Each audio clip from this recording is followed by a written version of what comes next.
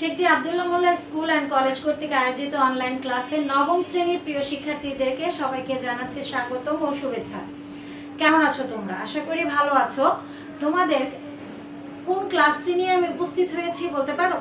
আমি জানি আমাকে দেখা মাত্রই নবম শ্রেণীর বিজ্ঞান বিভাগের ছাত্ররা বুঝতে পেরেছো, ছাত্রছাত্রীরা বুঝতে পেরেছো যে জেবা ম্যাডাম আমাদের রসায়ন ক্লাস নিয়ে উপস্থিত। আমি তোমাদের রসায়নের ৪র্থ অধ্যায়ের উপর ক্লাস নিচ্ছিলাম, ধারাবাহিক ক্লাস দিচ্ছিলাম। তো গত ক্লাসে তোমাদেরকে আমি পর্যায়ভিত্তিক ধর্ম নিয়ে আলোচনা করেছি। তবে পর্যায়ভিত্তিক ধর্মের আগে যে বিষয়টি আলোচনা করা দরকার ছিল একটু স্লাইটলি মিস্টেক হয়ে গেল, সেই ক্লাসটিকে আবার আমি রিঅ্যারেঞ্জ করে আলোচনা করছি। অর্থাৎ পর্যায়ভিত্তিক ধর্মের আগে আমাদের জানা উচিত ছিল মৌলগুলোর পর্যায়ভিত্তিক পর্যায় এবং আমি পর্যায় সারণীতে মৌলের অবস্থান কিভাবে নির্ণয় করব সেটি আমি আজকে সেই বিষয়টা নিয়ে আলোচনা করব। আমাদের আজকের পাঠের বিষয়বস্তু প্রিয় শিক্ষার্থীরা, পর্যায় সারণীতে কোনো মৌলের অবস্থান নির্ণয়।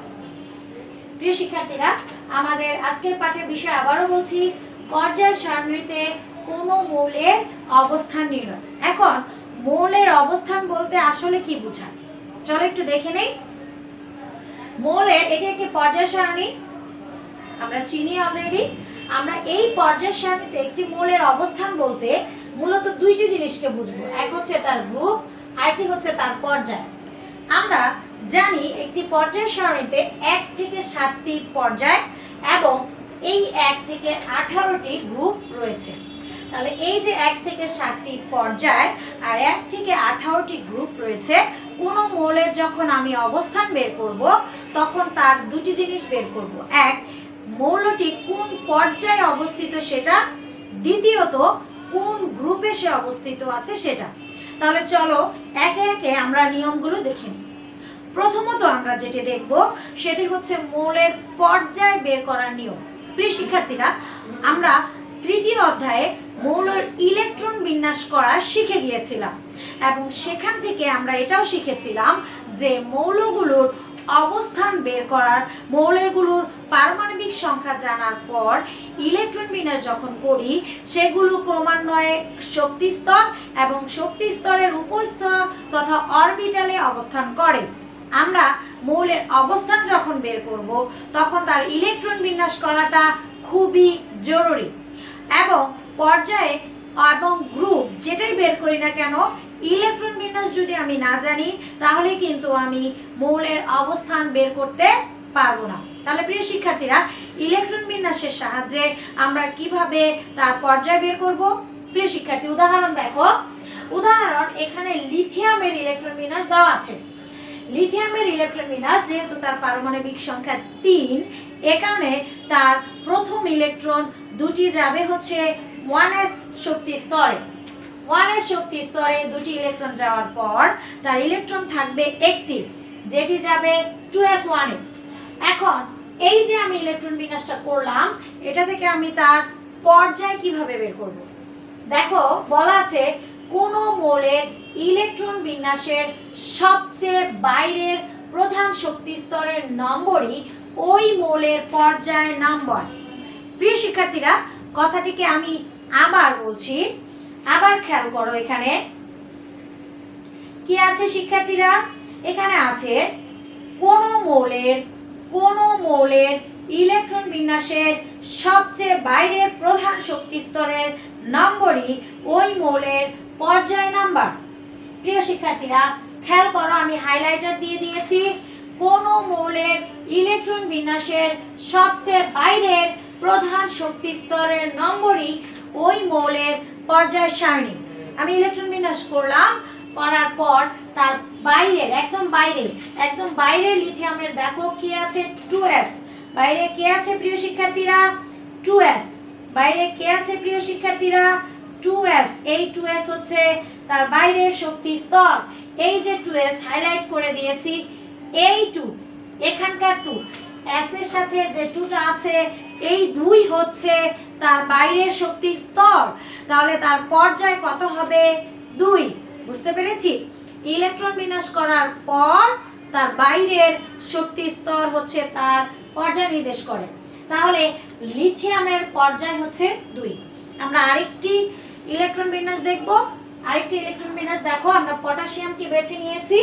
পটাশিয়ামের ইলেকট্রন বিন্যাস, এর পারমাণবিক সংখ্যা হচ্ছে 19। কত প্রিয় শিক্ষার্থী? 19।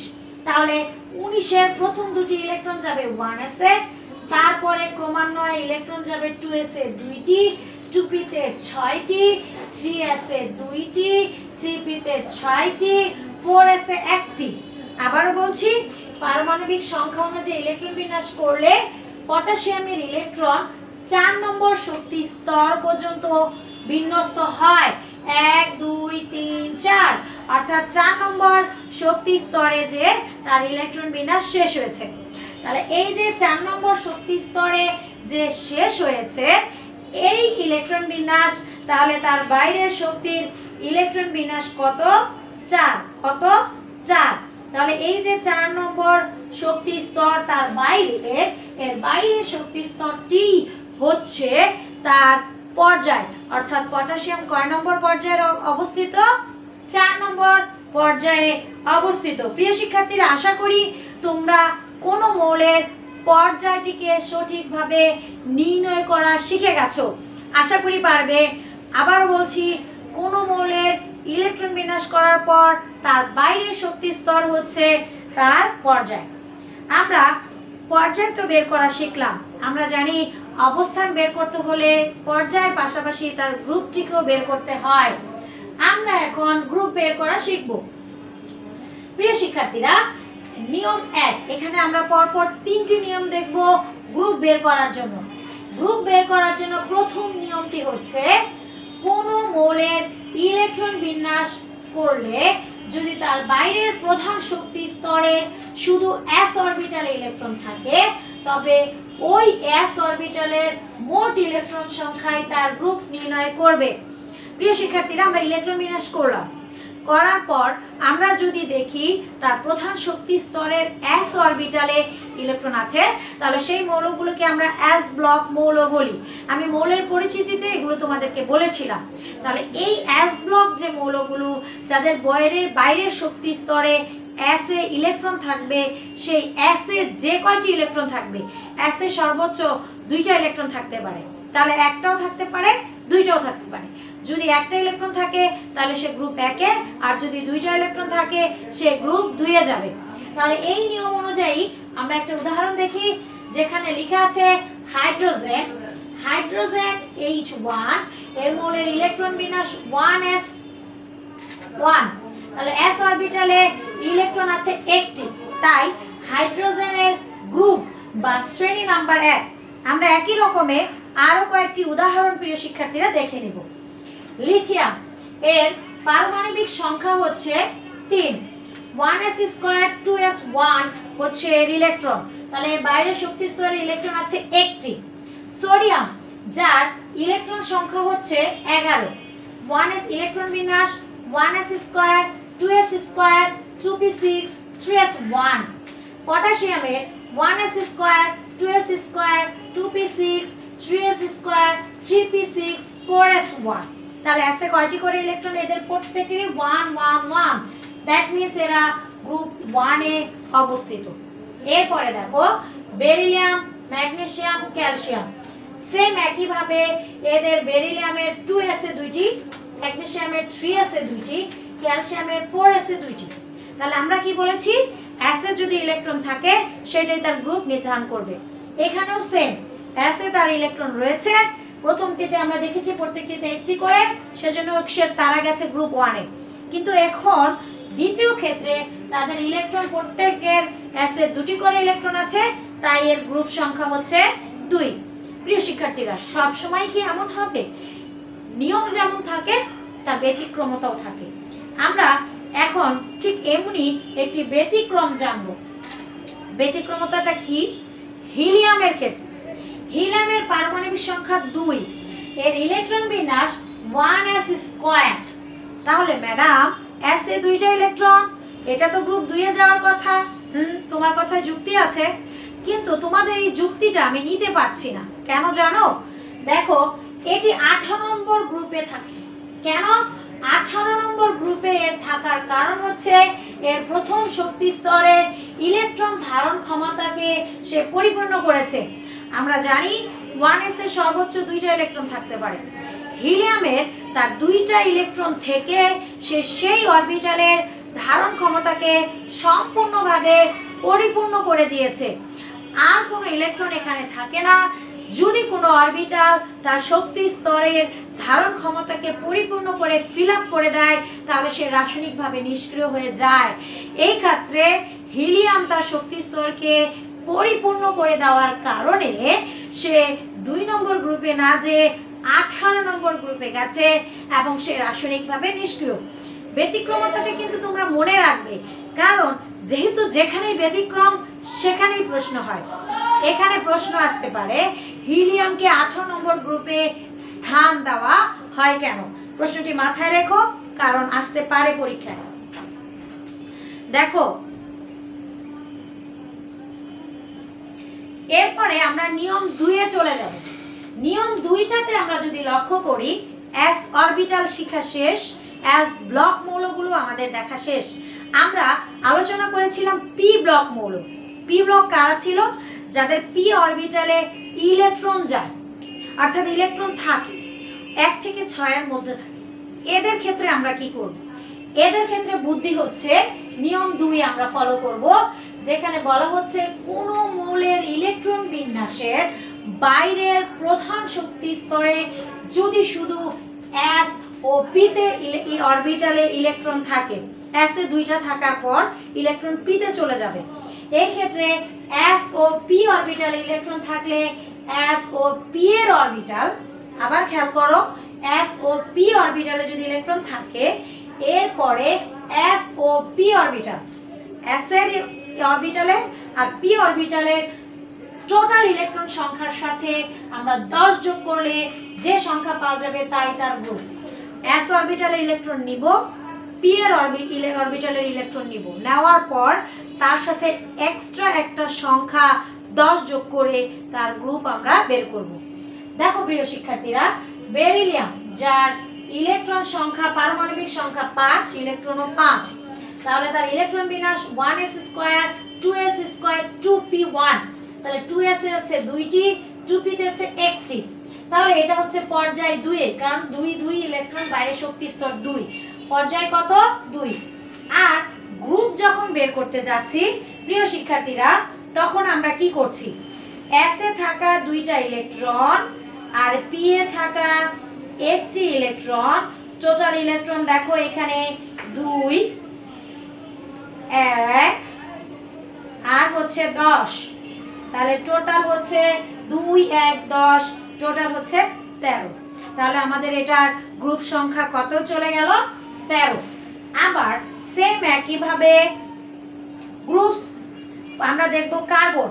কার্বনের ক্ষেত্রে প্রিয় শিক্ষার্থীরা লক্ষ্য করো, কার্বনের ক্ষেত্রে আমার এখানে এই 2s এ ইলেকট্রন আছে 2টি, p তে আছে 4টি। তাহলে এই হচ্ছে আমাদের ইলেকট্রন সংখ্যা, s এর 2, p এর 4 আর হচ্ছে এক্সট্রা নাম্বার 10। তাহলে টোটাল কত হলো? 14। তাহলে আমরা বুঝতে পারলাম s এর ইলেকট্রন আর p এর ইলেকট্রনের সাথে 10 যোগ করে তার গ্রুপ আমরা বের করব।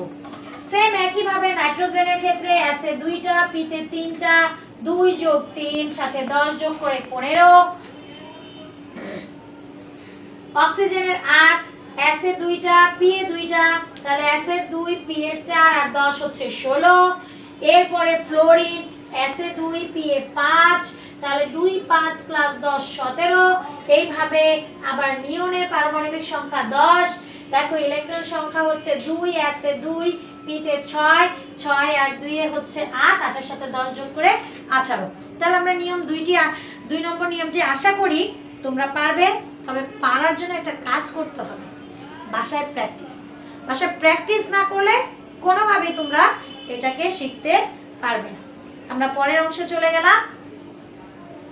পরের নিয়ম হচ্ছে নিয়ম নাম্বার 3, রুল 3।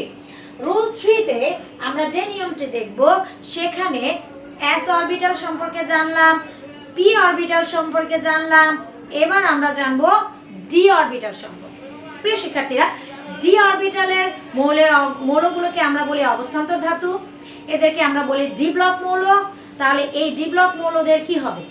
এই ডি ব্লক মৌল যারা, তাদের বাইরের ডিতে যে ইলেকট্রন থাকবে, আর যদি ডি এর সামনে এস অরবিটাল চলে আসে, তাহলে সেটা মিলে টোটাল ইলেকট্রন গুণ যোগ করে আমরা তার গ্রুপ বের করব। দেখো এখানে বলেছে কোন মৌলের ইলেকট্রন বিন্যাসের সবচেয়ে বাইরের প্রধান শক্তি স্তর যদি এস থাকে, বাইরে এস থাকতে হবে। বাইরে কি থাকতে হবে? এস। দেখো এখানে প্রত্যেকটার, এখানে এই যে প্রত্যেকটার, এটার কিন্তু সবগুলোর এস, ঠিক আছে? আর এস এর সামনে দেখো ক্রমান্বয়ে সবগুলোর সামনে কি আছে? ডি, ডি, ডি, সবার ক্ষেত্রে ডি। এই যে ডি তে দেখছো ডি এ ইলেকট্রন কত করে আছে? প্রিয় শিক্ষার্থীরা, ডি অরবিটাল আর এস অরবিটাল টোটাল ইলেকট্রন সংখ্যা আমরা যোগ করব।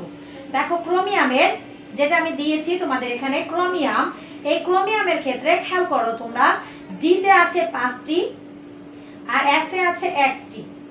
তাহলে এই ডি এর 1,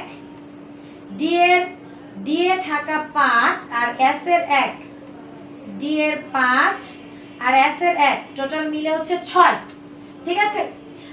এক সেম একইভাবে ম্যাঙ্গানিসের ডি আছে 5টি, আছে 2টি, তাহলে 5 2 5 7, গ্রুপ সংখ্যা 7। আয়রনেরটা আমরা ওখানে দেখেছি, এখানে ডি এর 6টা, এস এর 2টা, 6 আর 2 হচ্ছে 8, 8 নম্বর গ্রুপে চলে যাবে। কোবাল্ট 27, ইলেকট্রন বিন্যাস শেষ দিকে D7 4s2, তাহলে 7 আর 2 যোগ করে কত হচ্ছে? 9, ঠিক আছে?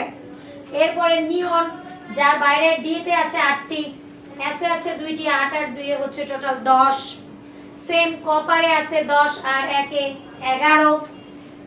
জিঙ্ক যেখানে আছে 10 আর 2, অর্থাৎ 2 আর 10 যোগ করে 12। এটা হচ্ছে নিয়ম নম্বর 3, ডি এর ইলেকট্রন বিন্যাস। বাসায় একটা বড় কাজ করতে হবে তোমাদেরকে।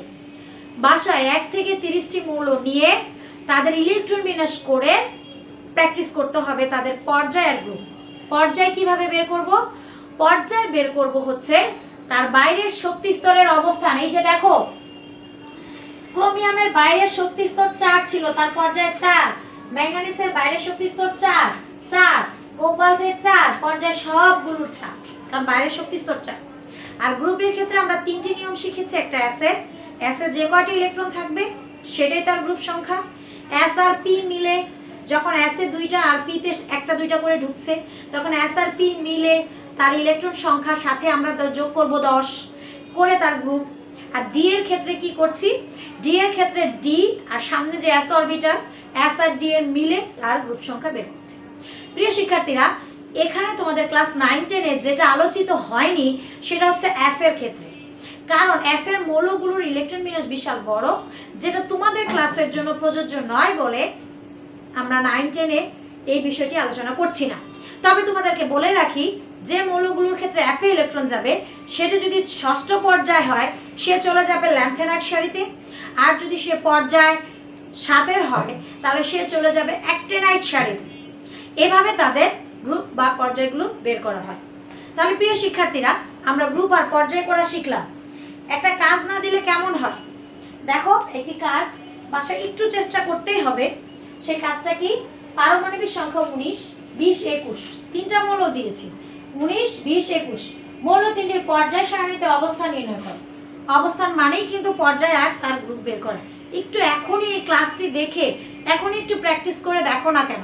আমি উত্তরটি বলে দিচ্ছি, দেখো হয় কি না।